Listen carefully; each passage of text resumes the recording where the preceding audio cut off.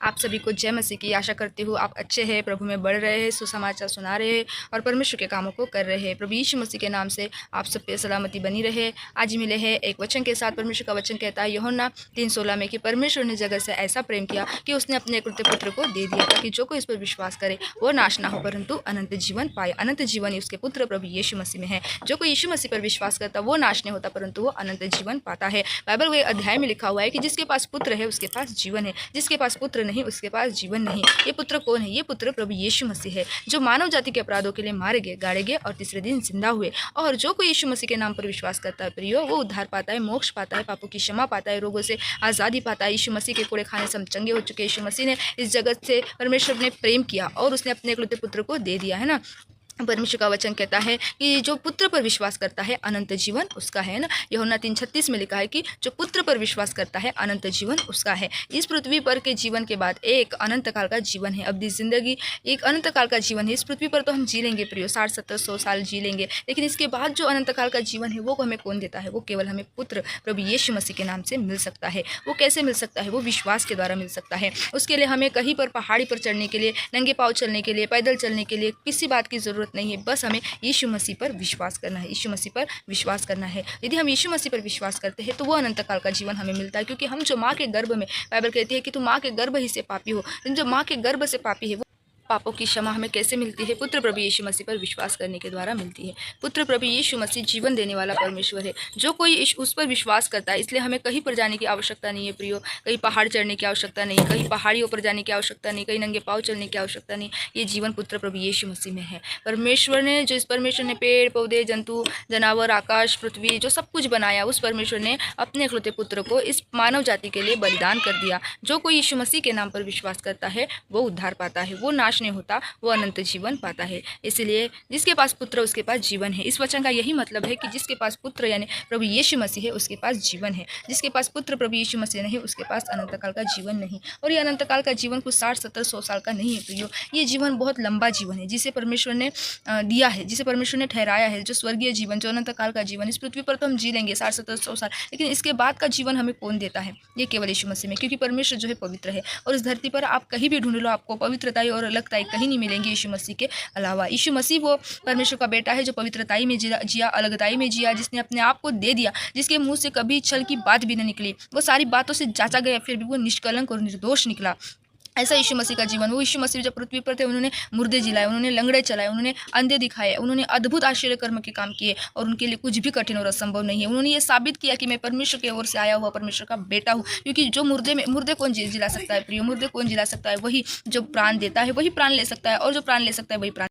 परमेश्वर हमें पापों की क्षमा करने के लिए आए और वो हमें अनंत जीवन देने आया है। तो वही प्राण दे सकते हैं, वही प्राण ले सकते हैं। इस प्रकार कई मुर्दों को परमेश्वर ने जिलाया, खुद भी मुर्दों में से तीसरे दिन जी उठे और उनका जीवन पवित्रताई का था और उनका जीवन अलगताई का था। वो अलग ही थे, वो पवित्र आत्मा के द्वारा इस पृथ्वी पर आए और प्रभु ने उनका जीवन, एक ऐसा परमेश्वर ने उनका जीवन था कि बहुत पवित्र, और वही पवित्र परमेश्वर का बेटा और मेमना है जो मानव जाति के लिए बलिदान हुआ। और जो कोई उनके नाम पर विश्वास करता है वही उद्धार पाता है। इसलिए प्रियो, आज हम सबको प्रभु यीशु मसीह के नाम पर विश्वास करने की बहुत आवश्यकता है। यदि हमारे जीवन में पुत्र प्रभु यीशु मसीह नहीं तो हम नाश हो, बिना यीशु लोग नाश हो रहे। क्योंकि मार्ग, सच्चाई और जीवन केवल यीशु मसीह है। स्वर्ग का द्वार केवल यीशु मसीह है। मानव जाति के लिए उद्धार का द्वार केवल यीशु मसीह है। लिखा इस आकाश के नीचे और इस पृथ्वी पर दूसरा कोई नाम नहीं दिया गया जिससे मनुष्य जाति उद्धार पा सके। केवल यीशु नाम है। मार्ग, सच्चाई, जीवन, स्वर्ग का द्वार यीशु मसीह। जीवन की रोटी, जीवन का जल, जीवन यीशु मसीह है और उसके बिना कुछ भी नहीं। सारी प्रधानता, अधिकार, सब कुछ यीशु मसीह को दिया गया है। स्वर्ग पृथ्वी का सारा अधिकार यीशु मसीह को दिया गया है। न्याय करने का अधिकार यीशु मसीह को दिया गया है। इस जीवन के बाद जब न्याय होगा,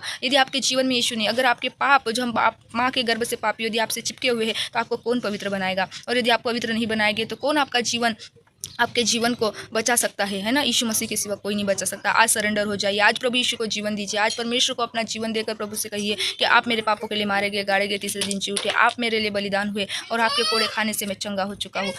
ये सारी चीज़ें हैं जो यीशु मसीह के बारे में हमने आज देखी कि कितना हमने देखा कि कितना आवश्यक है कि यीशु मसीह पर आज लोग विश्वास करें। कोई धर्म नहीं बदलता, कोई जाति नहीं बदलती, कोई कुछ नहीं बदलता, सब वैसे का वैसा ही है। हमें परमेश्वर ने यहाँ पृथ्वी पर भेजा है और प्रभु यहाँ पर हमें लेने आएगा। और जो उसके नाम पर विश्वास करते हैं वो उठा लिए जाएंगे। जो उसके नाम पर विश्वास करते कि हाँ, मन से विश्वास करते, मुँह से अंगीकार करते कि यीशु मेरे लिए मारे गए, गाड़े गए, तीसरे दिन जी उठे, और वो उद्धार पाते हैं। उनका संबंध टूटा हुआ परमेश्वर के साथ फिर से अच्छा हो जाता है। लेकिन सोचो, अगर न्याय के दिन यदि हमारे जीवन में प्रपुत्र प्रभु यीशु मसीह ने हमारे अधर्म को क्षमा नहीं मिली, हमने यीशु का अंगीकार नहीं किया, तो सोचो हमारा हाल क्या होगा, क्योंकि न्याय करने का अधिकार यीशु मसीह के पास है।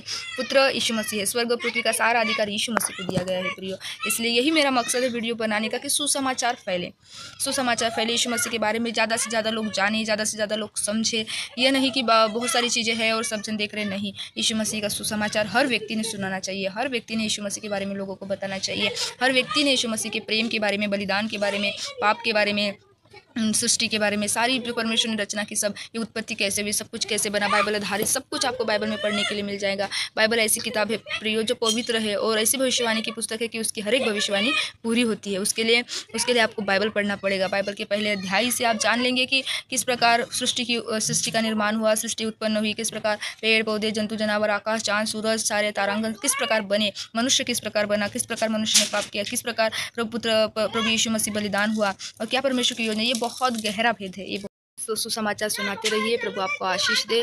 और ऐसे ही जैसे मैंने, यदि आप ये सुन रहे हैं तो आपने जो सुना, मैंने यीशु मसीह के बारे में बताई, ऐसे ही आप लोगों को बताते रहिए यीशु मसीह के आने का मकसद, यीशु मसीह के स्वर्ग छुड़ाने का मकसद, क्यों बलिदान हुए, कैसे बलिदान हुए, क्या परमेश्वर की योजना है, क्या पिता का दिल है, क्या पिता का दर्शन है, परमेश्वर क्या चाहता है मनुष्य करे। एक एक के द्वारा सुसमाचार परमेश्वर फैलाना चाहता है, रूहें बचाना चाहता है, आत्माएं बचाना चाहता है। इसलिए सुसमाचार सुनाना बहुत आवश्यक है प्रियो। इसी प्रकार आप भी लोगों को सुसमाचार सुनाते रहिए और प्रभु के कामों में बढ़ते रहिए और बढ़ चढ़ कर प्रभु को महिमा देते रहिए। इस वचन से आप सबको आशीष मिले। God bless you. Praise the Lord.